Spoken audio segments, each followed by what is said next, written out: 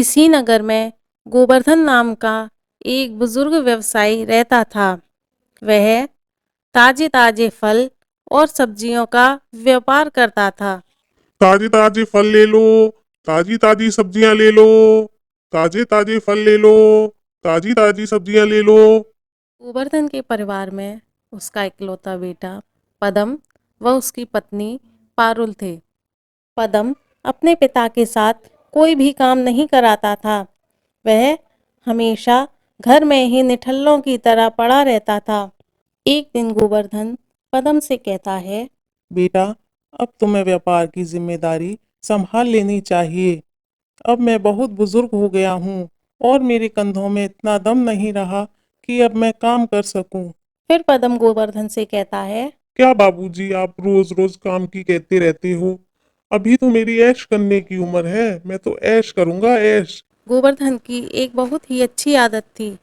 यदि कोई उससे मदद मांगता था तो वह उसकी मदद करता था।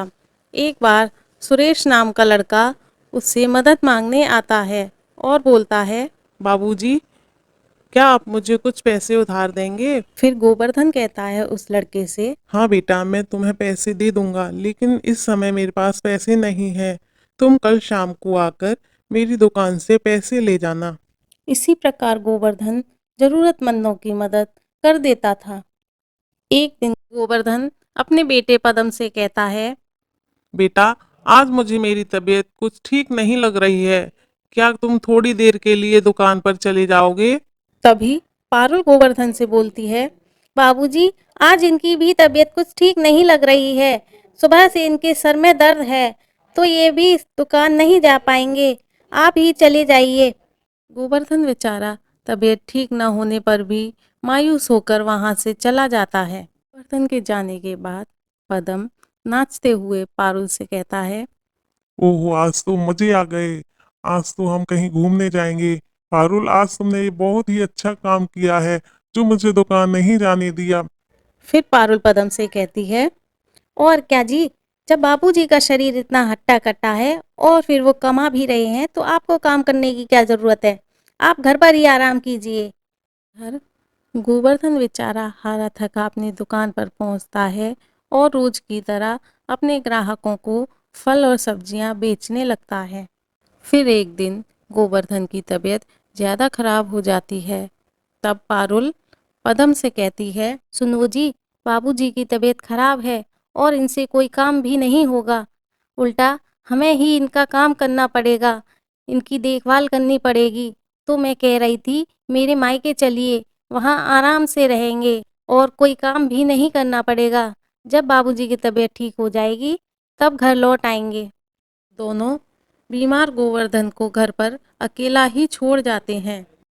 फिर वो दोनों पति पत्नी घर से सारा पैसा और जेवर लेकर चले जाते हैं। फिर एक दिन सुरेश गोवर्धन के पैसे लौटाने के लिए उसकी दुकान पर आता है, पर दुकान बंद होने के कारण सुरेश बाजार के लोगों से गोवर्धन के घर का पता पूछने लगता है। जब सुरेश घर पहुंचता है तो वह गोवर्धन को बहुत बीमार देखता है और फिर सुरेश तुरंत गोवर्धन को अस्पताल लेकर आता है और उसका अच्छा इलाज करवाता है। फिर गोवर्धन एकदम ठीक हो जाता है और गोवर्धन सुरेश से कहता है, बेटा, तुम्हारा बहुत बहुत धन्यवाद।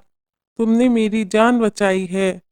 यदि तुम नहीं आते तो ना जाने मेरा क्या होता। तुमने मुझे जीवन दान दिया है। अब तुम्हें मेरे पैसे लौटाने की कोई जरूरत नहीं है। तब सुरेश गोवर्धन से कहता है, धन्यवाद कहकर बाबूजी, आप मुझे शर्मिंदा कर रहे हैं। आपने तो ना जानते हुए भी मेरी कठिन समय पर मदद की थी। ये तो मेरा फर्ज था। गोवर्धन फिर से बहुत मेहनत करता है और पहले से भी अधिक धनवान हो जाता है। जब पदम और पारुल को गोवर्धन के बहुत धनवान होने की बात पता चलती है तो वह घर लौट आते हैं। फिर पदम गोवर्धन को आवाज लगाता है। बाबूजी, बाबूजी, कहाँ हैं आप? देखो, हम घर वापस आ गए हैं। पदम की आवाज सुनकर गोवर्धन आता है और गुस्से से पदम से कहता है, अब क्या लेने आए हो यहाँ पर? मुझे तुम जैसे बेटे और बहू की कोई जरूरत नहीं है। निकल जाओ मेरे घर से। तो हमें इस कहानी से यह शिक्षा मिलती है कि हमें अपने बड़े बुजुर्गों का सम्मान और सेवा करनी चाहिए। ऐसी ही मज़ेदार कहानियाँ सुनने के लिए हमारे चैनल को सब्सक्राइब करें।